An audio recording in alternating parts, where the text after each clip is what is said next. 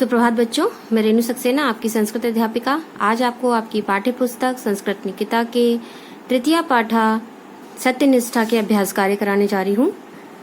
पिछले हफ्ते मैंने आप लोगों को निम्नलिखित प्रश्नों के उत्तर संस्कृत में लिखिए ये असाइनमेंट में भेज दिए थे। मैं आपको समझा देती हूँ कि प्रश्न क्या है और उसके उत्तर कैसे होंगे। मोहनदास करमचंद गांधी जन्म कदा कुत्र चा लेभे, यानी कि मोहनदास करमचंद गांधी का जन्म कदा माने कब और कुत्र माने कहाँ, लेभे माने हुआ था। तो मोहनदास करमचंद गांधी का जन्म कब कहाँ हुआ था? तो पोरबंदर नामनी नगरे, या ऐसे कह सकते हैं गुर्जर प्रांते पोरबंदर नामनी नगरे 1869 ईसाब्दे द्वितीय तारिकायाम श्री करमचंद गांधी महोदय से गृहे अववत। ठीक है, ये भी लिख सकते हैं और इसको शॉर्ट पे भी लिख सकते हैं, इसको लंबा भी लिख सकते हैं कि पूरा लिख सकते हैं काठियावाड़ अंतर्गत, या फिर लिख सकते हैं अक्टूबर मास से द्वितीय तारीख, पूरा डिटेल में भी लिख सकते हैं और शॉर्ट पे भी आंसर लिख सकते हैं। ठीक है, महात्मा गांधी जनकस्य मातस्य किम नाम आसीत, महात्मा गांधी के जनकस्य यानी पिता का और मातस्य माने माता का, किम नाम आसीत यानी क्या नाम था। तो जनक का नाम था यानी पिता का नाम था श्री करमचंद गांधी और माता का नाम था पुतलीबाई। ठीक है, तो कैसे उत्तर हो जाएगा इसका कि महात्मा गांधी जनकस्य नाम श्री करमचंद गांधी, मातस्य नाम श्रीमती पुतलीबाई आसीत। ठीक है, मोहनदास कस्य शब्द से वर्ण विन्यासम कर्तुम ना शक्नोत, मोहनदास के शब्द का वर्ण विन्यास यानी वर्ण विच्छेद नहीं कर सके थे।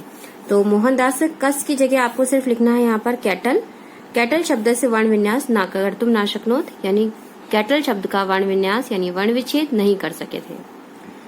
शिक्षिका मोहनदास किम कर्तुम संकेतन प्रेरित, तो शिक्षक ने मोहनदास को क्या करने का संकेत दिया था। तो शिक्षिका मोहनदासम श्याम पट शुद्ध वर्तनीम संकेतन अनुकृतम संकेतन प्रेरित। ठीक है, शिक्षक ने मोहनदास को श्याम पट पर लिखी हुई शुद्ध वर्तनिका की नकल करने का या अनुकरणम कर्तुम संकेतन प्रेरित, या अनुकरण करने का संकेत जो था वो मोहनदास को दिया था। ठीक है, ये मैंने उसके उत्तर सारे आप लोगों को दे रखे हैं असाइनमेंट में, उसमें से आप देखकर कर लीजिएगा। मोहनदास स्वसंकल्पम स्मारम किम अधिगतवान, मोहनदास स्वसंकल्पम यानी अपने संकल्प से उन्होंने बार बार क्या सीखा।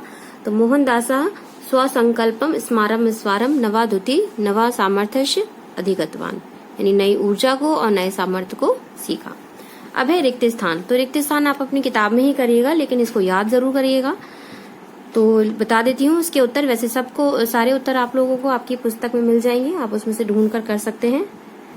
जितनी भी पंक्तियां हुई हैं उसी में से कुछ कुछ शब्द को हटा देते हैं और फिर वही रिक्त स्थान बन जाते हैं। असो महात्मा गांधी गुर्जर प्रांते पोरबंदर नामनी नगरे 1869 ख्रीस्ताब्दे अक्टूबर मास से द्वितीय तारिकायाम अववत। ठीक है, एकदा गायल्स नाम विद्यालय निरीक्षका तस्य विद्यालय आगता, एक बार गायल्स नाम का विद्यालय निरीक्षक उसके विद्यालय में आया। मोहनदासम विहाय सर्वे बालकाः। ठीक है, शुद्ध वर्ण विन्यासम, यहाँ पे वर्ण विन्यासम पूरा लिखेंगे, वर्ण विन्यासम अकुर्वन। ठीक है, यद्यपि निरीक्षक महोदय से ध्यानम अन्यंत्र आसीत, ध्यानम होगा ये, तथापि मोहनदास सम्मुख अवलोकन अपि शिक्षकस्य अनुकरणम ना करोत। ठीक है, शिक्षकस्य यहाँ पर लिखा जाएगा यानी शिक्षक का अनुकरण उन्होंने नहीं किया। नास्ति सत्यात् परो धर्मा, यानी सत्य से बड़ा कोई धर्म नहीं है। ठीक है, तो ये आप लोग इस किताब में फिल कर लीजिएगा अपनी अपनी। इसके आगे संस्कृत में अनुवाद, तो संस्कृत में अनुवाद जो है वो मैं आज आप लोगों को असाइनमेंट में भेज रही हूँ और असाइनमेंट में से आप देखकर करिएगा, लेकिन समझा देती हूँ कैसे करेंगे। सत्य के समान तप नहीं है, तो सत्य के यानी षष्ठी विभक्ति लगी है इसमें, तो सत्य से समान को हो जाएगा समो, तप का तपः, नहीं का ना और है का अस्ति, तो सत्य से समो तपा ना अस्ति। मोहनदास को छोड़कर सभी बालकों ने सही शब्द वर्तनी लिखी, तो मोहनदासम छोड़कर यानी विहाय, सभी का सर्वे, बालकों यानी बालकाः, सही को हम बोलते हैं शुद्धम, वर्ण विन्यासम लिखी को हम कह सकते हैं अकुर्वन या अलिखत भी कह सकते हैं, तो कुछ दोनों सही होंगे।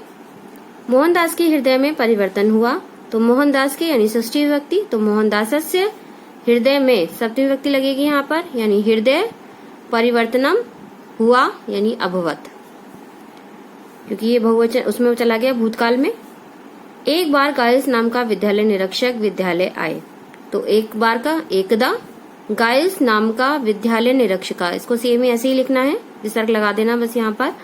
विद्यालम मागता, विद्यालम के साथ आगता जोड़ देंगे, इसकी संधि कर देंगे तो विद्यालम आगता। मोहनदास का जन्म गुजरात प्रदेश में हुआ था, तो मोहनदास से जन्म, फिर षष्ठी विभक्ति लग गई यहाँ पर, तो मोहनदास से जन्म गुर्जर प्रांते हुआ था यानी अभवत, क्योंकि ये भूतकाल में शब्द है इसलिए यहाँ पे क्रिया भी भूतकाल में लगेगी यानी अभवत, और एक वचन है इसलिए यहाँ पर अभवत एक वचन में। इसके बाद निम्नलिखित शब्दों की वाक्य रचना संस्कृत में कीजिए, तो आप इसको कर सकते हैं अपनी किताब में, लेकिन इसको कॉपी में करने की कोई आवश्यकता नहीं है। इसके बाद हम देखते हैं सबसे इम्पोर्टेंट एक्सरसाइज, विभक्ति और वचन।